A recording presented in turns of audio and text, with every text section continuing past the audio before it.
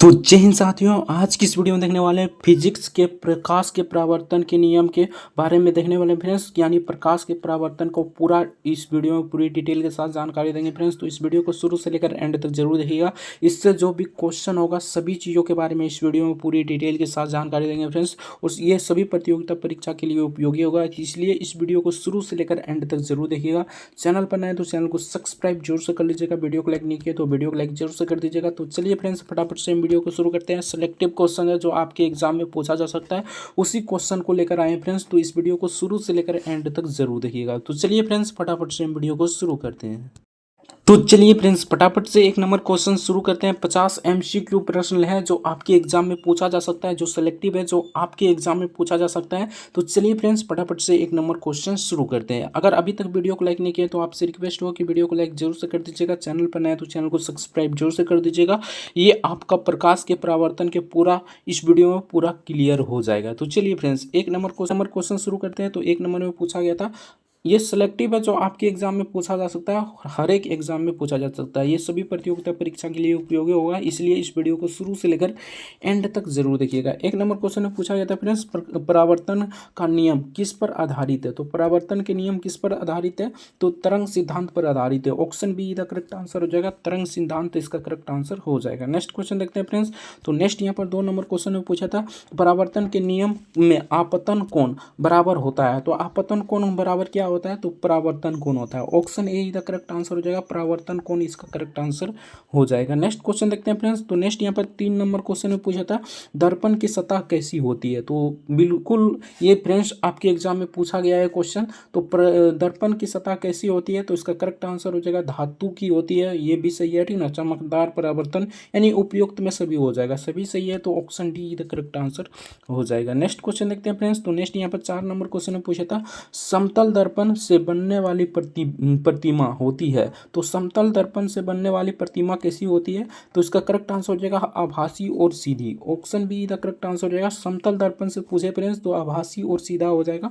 Option B the correct answer हो जाएगा। Next question देखते हैं फ्रेंड्स। तो नेक्स्ट यहाँ पर 5 नंबर क्वेश्चन में पूछा था, परावर्तन किस सतह पर अधिक होता है, ठीक ना। यानी परावर्तन किस सतह पर सबसे अधिक होता है, तो इसका करेक्ट आंसर हो जाएगा यहाँ पर चमकदार सतह पर। Option B the correct answer हो जाएगा, चमकदार सतह इसका करेक्ट आंसर हो जाएगा। नेक्स्ट क्वेश्चन देखते हैं फ्रेंड्स। अगर अभी तक वीडियो को लाइक नहीं किया तो आपसे रिक्वेस्ट होगा कि वीडियो को लाइक जरूर से कर दीजिएगा।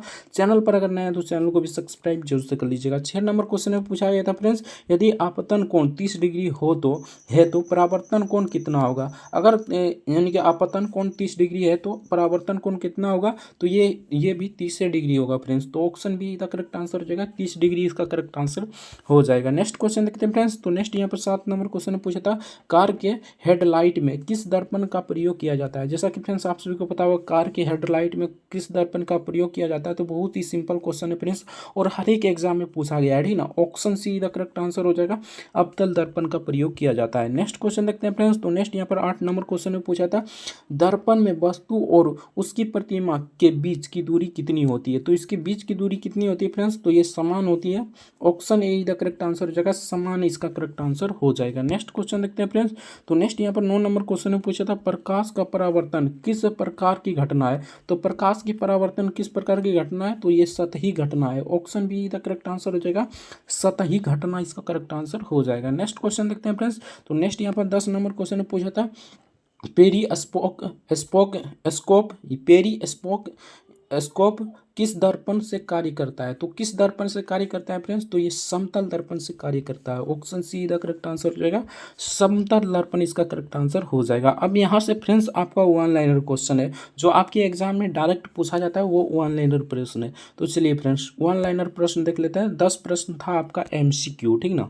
तो चलिए फ्रेंड्स, 11 नंबर क्वेश्चन में पूछा था। यहाँ पर देखिए 11 नंबर में दिया गया है, अवतल दर्पण पर फोकस पर वस्तु रखने पर प्रतिमा वास्तविक, उल्टी, अत्यधिक बड़ी, ये सभी बनता है फ्रेंड्स। तो इसको याद रखिएगा।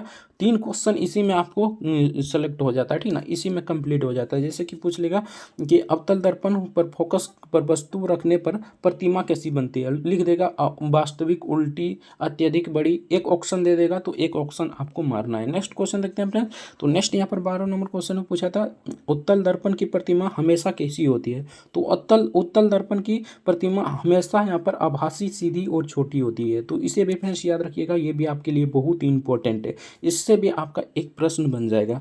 आगे फ्रेंड्स बात करते हैं 13 नंबर क्वेश्चन, सौर कुकर में कौन सा दर्पण का प्रयोग किया जाता है? तो सौर कुकर में अवतल दर्पण का प्रयोग किया जाता है, तो इसे भी फ्रेंड्स याद रखिएगा। नेक्स्ट क्वेश्चन देखते हैं। तो नेक्स्ट यहाँ पर 14 नंबर क्वेश्चन यहाँ पर पूछा गया था, परावर्तन नियम किसने दिया है? तो परावर्तन नियम हेरोल्ड ऑफ अलेक्जेंड्रिया ने दिया है, तो इसे भी फ्रेंड्स याद रखिएगा, हेरोन ऑफ अलेक्जेंड्रिया इसका करेक्ट आंसर हो जाएगा। नेक्स्ट क्वेश्चन देखते हैं फ्रेंड्स। तो नेक्स्ट यहाँ पर 15 नंबर क्वेश्चन पूछा था, दर्पण में दाहिना हाथ बायां क्यों दिखाई देता है? यानी दर्पण में दाहिना हाथ बायां क्यों दिखाई देता है? तो पार्श्व उलट के कारण, ठीक ना, तो इसे भी फ्रेंड्स याद रखिएगा, पार्श्व उलट के कारण हमें दाहिना हाथ बायां दिखाई देता है, ठीक ना।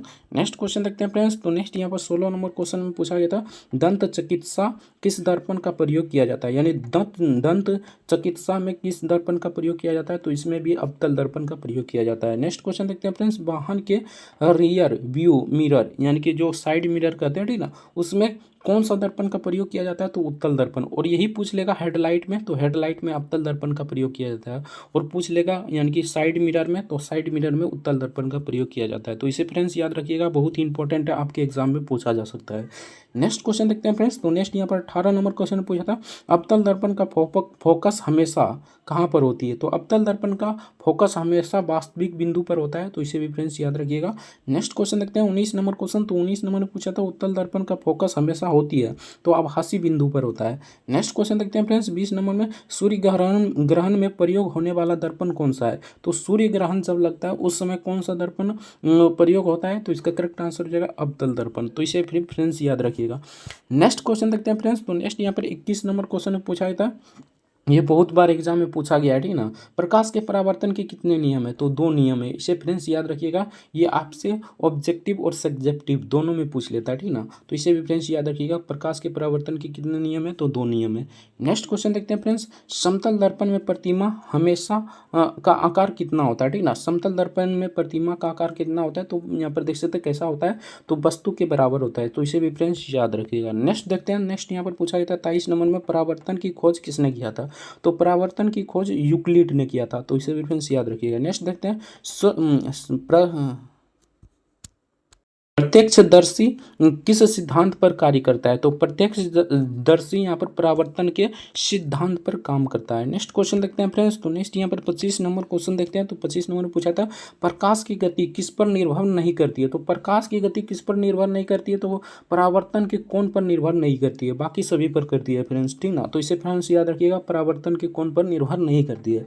नेक्स्ट क्वेश्चन देखते हैं फ्रेंड्स। तो नेक्स्ट यहाँ पर 26 नंबर क्वेश्चन में पूछा था, परावर्तित किरण आपतन किरण, ठीक ना, और अभिलंब किस तल में होते हैं? तो ये एक ही तल में होते हैं, तो इसे भी फ्रेंड्स याद रखिएगा। नेक्स्ट देखते हैं 27 नंबर।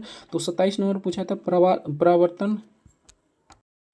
परावर्तन किस प्रकार की सतह पर स्पष्ट होता है? तो चिकनी सतह पर स्पष्ट दिखाई देता है, तो इसे भी फ्रेंड्स याद रखिएगा। नेक्स्ट देखते हैं 28 नंबर में, धुंधला दर्पण किसे कहा जाता है? तो खुरदरा दर्पण को धुंधला दर्पण कहा जाता है, इसे भी फ्रेंड्स याद रखिएगा। नेक्स्ट देखते हैं फ्रेंड्स।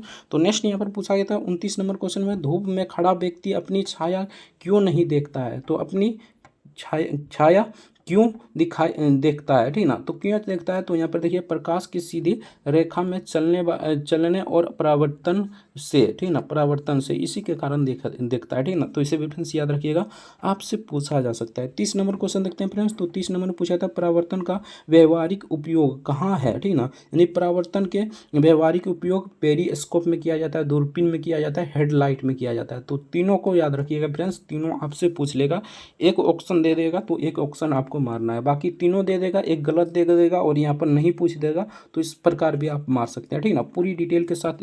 अगर इसका पीडीएफ डाउनलोड करना चाहते हैं तो टेलीग्राम का लिंक नीचे डिस्क्रिप्शन में दे देंगे, तो वहाँ से जाकर पीडीएफ को डाउनलोड कर लीजिएगा और एक बार रिवीजन जरूर कर लीजिएगा। अब दर्पण सूत्र देख लेते हैं फ्रेंड्स, यानी अवतल तो यानी कि प्रकाश के परावर्तन खत्म हो गया, ठीक ना, अब दर्पण सूत्र देख लेते हैं। तो दर्पण सूत्र यहाँ पर 31 नंबर में दर्पण सूत्र है, ठीक ना, और 32 नंबर में पूछा गया था, अवतल दर्पण का उपयोग कहाँ पर होता है? तो ये सौर भट्टी में किया जाता है। अवतल दर्पण का उपयोग कहाँ किया जाता है? तो सौर भट्टी में। नेक्स्ट क्वेश्चन देखते हैं फ्रेंड्स। 33 नंबर क्वेश्चन में पूछा था, उत्तल दर्पण का उपयोग कहाँ किया जाता है? तो वाहन के पीछे देखने के लिए, यानी साइड मिरर में किया जाता है, जैसा कि फ्रेंड्स अभी बताया, ठीक ना, और अवतल दर्पण आपका जो हेडलाइट होता है, ठीक ना, उसमें किया जाता है। तो इसे भी फ्रेंड्स याद रखिएगा, ठीक ना। नेक्स्ट क्वेश्चन देखते हैं फ्रेंड्स। तो नेक्स्ट यहाँ पर पूछा गया था समतल दर्पण की फोकस दूरी कितनी होती है? तो अनंत तक होती है। समतल दर्पण की फोकस दूरी कितनी होती है? तो अनंत तक होती है। नेक्स्ट क्वेश्चन देखते हैं फ्रेंड्स। 35 नंबर क्वेश्चन में पूछा था उत्तल दर्पण में वस्तु की स्थिति कोई भी हो, प्रतिमा हमेशा छोटी, आभासी और सीधी बनती है। तो ये आपको रट लेना है फ्रेंड्स, ये आपसे पूछ लेगा तो आराम से मार दीजिएगा। उत्तल दर्पण में वस्तु की स्थिति कैसी होती है? तो यहाँ पर देखिए प्रतिमा सीधा यानी कि हमेशा छोटी होती है, आभासी होती है और सीधी होती है। तो इसे फ्रेंड्स याद रखिएगा। नेक्स्ट देखते हैं 36 नंबर क्वेश्चन। अवतल दर्पण का फोकस से बाहर रखने पर प्रतिमा कैसी दिखाई देती है? तो उल्टी दिखाई देती है, वास्तविक दिखाई देती है और छोटी दिखाई देती है। तीनों को याद रखना है फ्रेंड्स, आपसे पूछा जा सकता है। नेक्स्ट क्वेश्चन देखते हैं फ्रेंड्स। तो नेक्स्ट यहाँ पर 37 नंबर क्वेश्चन में पूछा था परावर्तन का नियम किससे संबंधित है? तो ये कौन से संबंधित है? परावर्तन के नियम किससे संबंधित है? तो कौन से संबंधित है, इसे भी फ्रेंड्स याद रखिएगा।